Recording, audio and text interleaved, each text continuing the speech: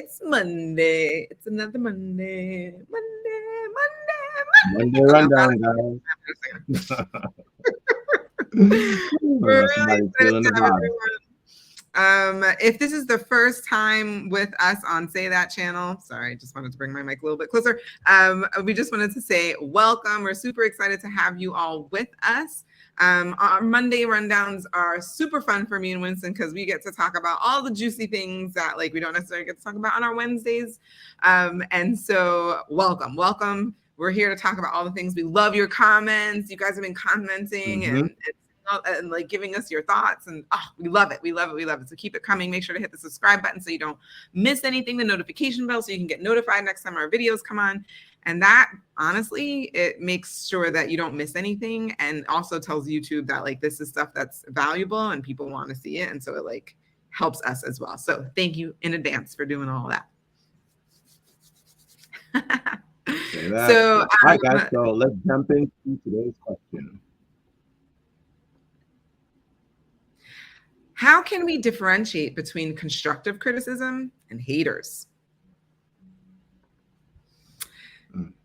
This is the thing, right? Like, let's talk about the haters, right? People come on and they just like, it's easier, I think, to say something negative and like get like a response out of that sometimes than I think it is for people to say something that's positive and supportive. And even if you want to, quote unquote, I'm just keeping it real, I'm just like telling you like it is, or whatever. It's like, yeah, but you can say it in a way that still helps to uplift someone instead of making them feel less than, right? So I think for me, criticism has a negative connotation to it. And so I always say, like, I really love feedback. Feedback is neither negative nor positive. It is just an observation of what happened and maybe a suggestion for how things could be better or done differently. And then, you know, you as the person receiving the feedback can take it or not, right? Like it's up to you to decide that, but it's neither negative nor positive. It's just kind of like observations. Here are some things that may or may not work for you, right? And so haters are out there that like as a human species, there are just some people out there that just don't know anything other than to hate. And so there's a line that I loved for that. One of our mentors has said, and I say it all the time now to others and people that like I work with, and that's dogs don't bark at parked cars. They don't, right? Like you must have haters. Yeah, I remember that. That's a good one. Like, yeah, that you're doing something. Otherwise, if you were doing nothing, then like you're not going to have any haters. So like if you have no haters, it probably means you're not really doing much. You have nothing to say. You're not trying to make a stamp on the world. You're not trying to help people. But the minute you try and like do something where more than one person sees you, just kind of know that it's coming, and you know, and remember who you're there to serve. I think the other thing is to shout out to Coco Gauff, who just won the US Open a couple weeks ago. She had this great speech that you might have seen us even repost about how like haters can even fuel people towards greatness. So I think it probably depends how you use haters, how you view them. Like that will I think that is the difference maybe for some people. They're like, I don't even care about haters versus like criticism. Although I prefer the word feedback, but I just think that there are some people out there who don't know how to be constructive in giving back any sorts of observation or anything like that. They just want to be negative and tear people down. Haters, definitely, it's like a tearing people down vibe. I think that's the way that you tell the difference. I think I completely agree with you. I think at the end, what you can take from what the person says is what's going to make the difference. Meaning, if it's to Janelle, I can build on that and go here to this next place, as opposed to all this person did was put down what I've done and I didn't offer anything that I could take to use. And maybe, and this is where you got to maybe find a fine line. You have the certain type of attitude that you can pick apart what the person said and turn it into they said I, slurred my speech. and you can take that in a positive way. But if Right. we're just looking at the question, I think if the person offers the positive, if the person offers what you could do, it becomes a constructive criticism. And then when it's a hater, it's them just trying to put you down, like, "Dad, your speech sucked, and there's nothing you can really do." Like, what does that help me do? Why do you think it wasn't good? You know what I Right. mean? Like, what about it did you not like, as opposed to just this blanket statement of your displeasure of something that was done.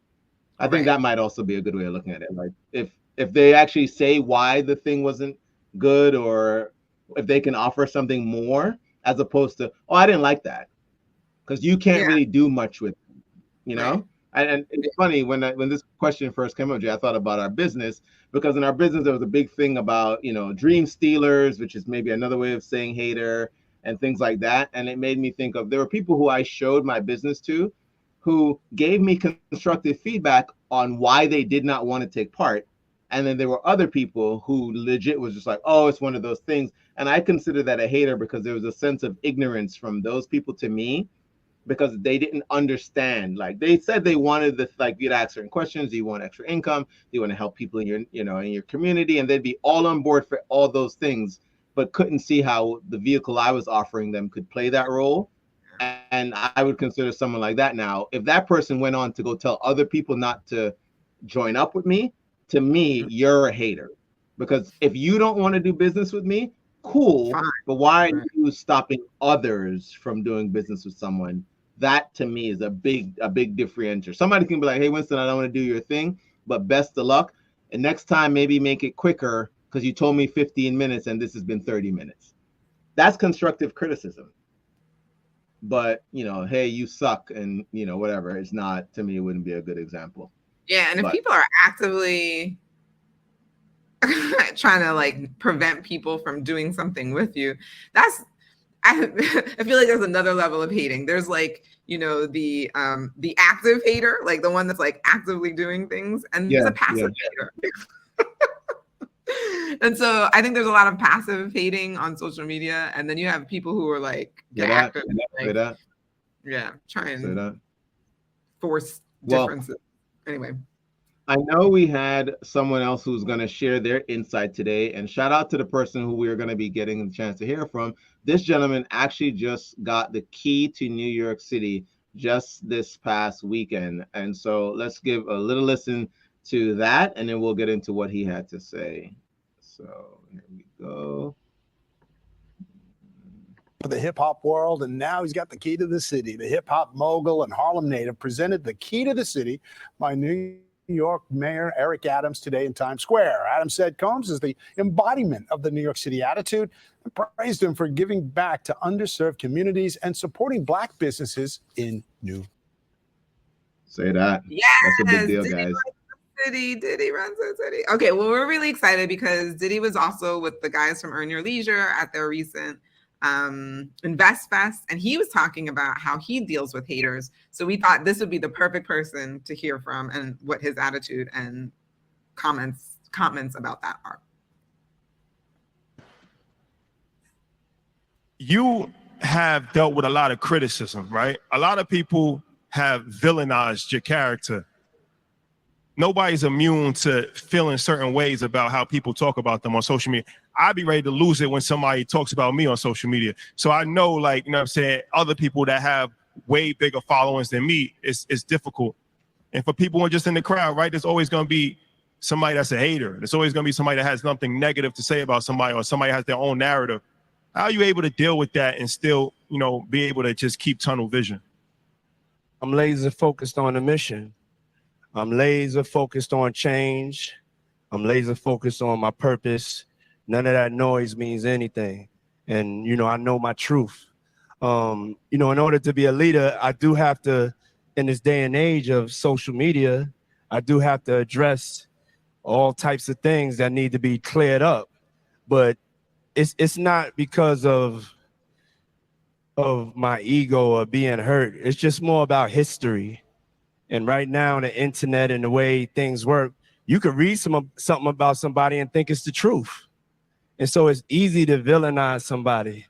But I'm comfortable with my receipts, and I know I know my purpose, and I know that I'm sent here on God's mission. So knowing that, I don't even really go into the comments and do that to myself. You know, I hear different things that are negative. You hear things that are positive, you know, and that's life. I got to just stay focused, laser focused. I can't get into none of that noise.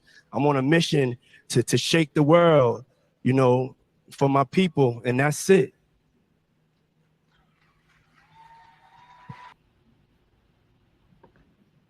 So I think at that point, he's about to transition into some other stuff or some other topic from the summit, right?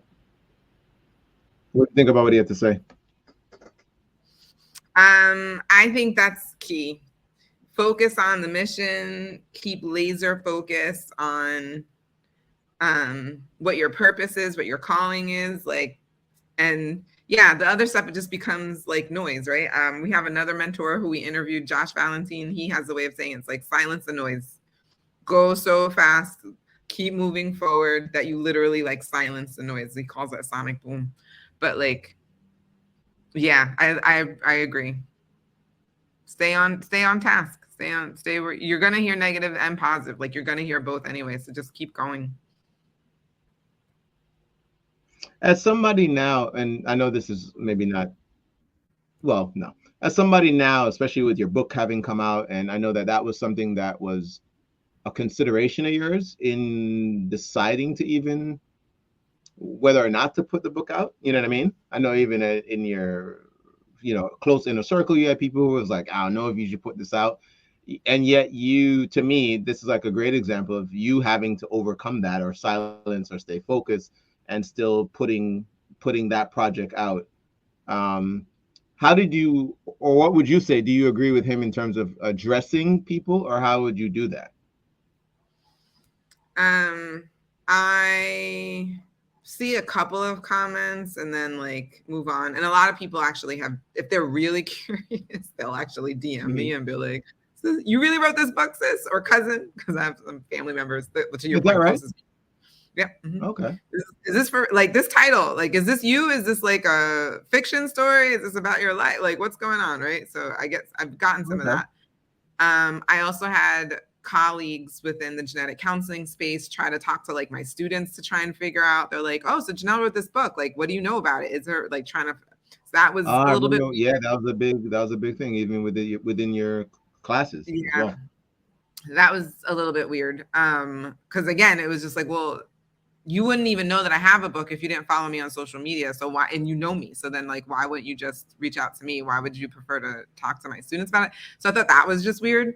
That being said, I ultimately, like, even when I was like, oh, I don't know if I should do this, and I was getting a lot of like pushback, it was the purpose. It was exactly what Diddy said. I was like, I wrote this book, like, there are a group of people, even if it's one person, at the end of the day, it came down to this. I was like, even if it's one person, if only one person gets helped by what I'm sharing of my story with this book, then it would have been worth it. Because I'm just trying to reach that person who I can't reach here in my home of residence. Like, I just not going to be able to reach them here. And so like, if this book is the only way, and like, so it was a little bit of faith, because it was like, God's leading me to say like, this is what I need to do, this is my calling. But, and then it was the focus on the purpose. That's it. Focus on the calling, focus on that. And it was just like, I have faith that this is it. And if God put it in my heart, not everybody's going to understand my calling. The purpose wasn't for everybody to understand it. It was just for me to understand it. And so I got to just walk out on faith and focus on that. I will say that most recently, I actually received a comment from somebody. Shout out to Audrey, if you ever watch this. I really appreciated what you had to say. She got the book, read it, was so thankful for me writing it, that she went and told her daughter, her like best friend, and like some other people in her life to go read it. Her daughter is apparently now reading it, like, and she's just like, no, this is so helpful. Like, this is really going to help a lot of people. And so thank you. You were one of the people I wrote it for. The people that you've been telling to go read it, like, I wrote it for them too. So it's really confirming. Say that. Oh man, we gotta close it out on that one, guys. If you have not gone and gotten your copy of the book, definitely make sure. I'm sure it's in our description, or will be in the description. Excuse me. definitely go and get yourself a copy of that. And I think we just leave it there. I love the way Janelle ended it. I completely agree. You know, stay focused on whatever is in your heart and what you feel you are here to do. Like Diddy said, he feels inspired by God to do what he's doing, and go change the world. All right, everyone. So until next week, as always, remember, you deserve the good life. Say that. Say that. We'll see you guys. Peace.